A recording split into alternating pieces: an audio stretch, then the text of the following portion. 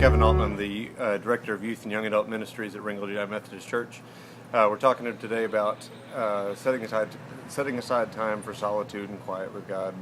For me personally, I'm in an environment where that is supported, where it's encouraged that I take that time, make that time, particularly if I'm in a busy season, but I make sure that I take time afterwards. But even in that environment, it's difficult sometimes to remember that I need that quiet and solitude in my own life that I'm encouraging others to take. Coming here today was a little bit of a challenge. It's a busy season. We're gearing up for summer. And so to carve out a Thursday morning at the end of a week where I'm trying to get things nailed down before the end of the week was tough, but it was definitely worthwhile. I took away today a reminder of the need to listen, the need to listen for what God might be trying to say to me and not just what I think I might need to hear from God. So thanks to the Chattanooga Youth Network for doing this. This is Jimmy Goddard. He is the youth minister or youth director at Brainerd United Methodist Church. I am, and this is Troy Hamilton, and he's the youth minister at First Centenary United Methodist Church. And we were just talking about how being in youth ministry is difficult to get time away for yourself and for God, just to spend time with God, in the busyness of our schedule, and that our jobs are about preparing for leading youth into time with God. It's sometimes easy to confuse that preparation time with personal time with God. What do you think? And also add to that the pressure of being judged on your job performance based on the amount of events and things that are going on in the youth group. There's this unspoken thing. It's just assumed that the busier your youth group is, the more things that are going on, then the more successful that youth group is.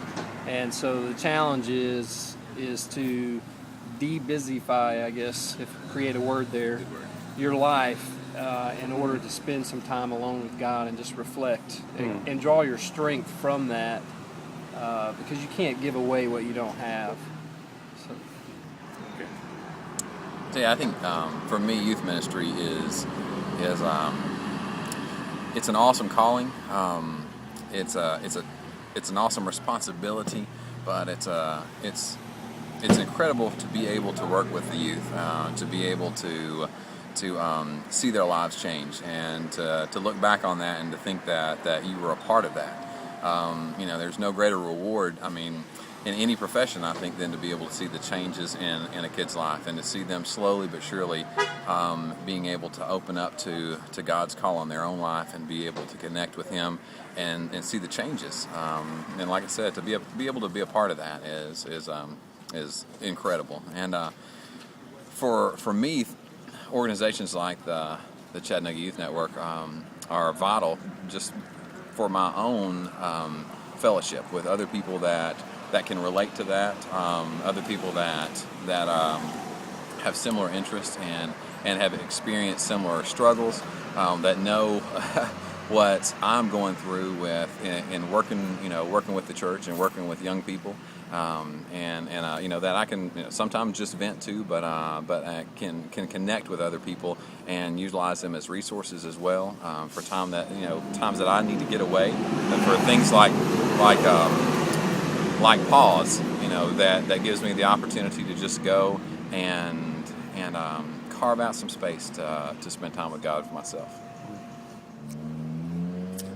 The great thing about youth ministry for me is just spending time with students. I've always said that youth ministry is its own reward. I just love hanging out with students. I'm fascinated by youth culture. I'm fascinated by relationships and how students interact with one another, and with me and with adults, and to see a student grow toward Christ, and to see the expression on their face when something from a lesson that you're doing is clicking in their brains, and they're growing from it, or not just so that you get that pat on the back, you feel like ooh, that was a good lesson or whatever, but the actual growth that's taking place within them, and to think about what a blessing it is that God allows you to be an instrument in that happening.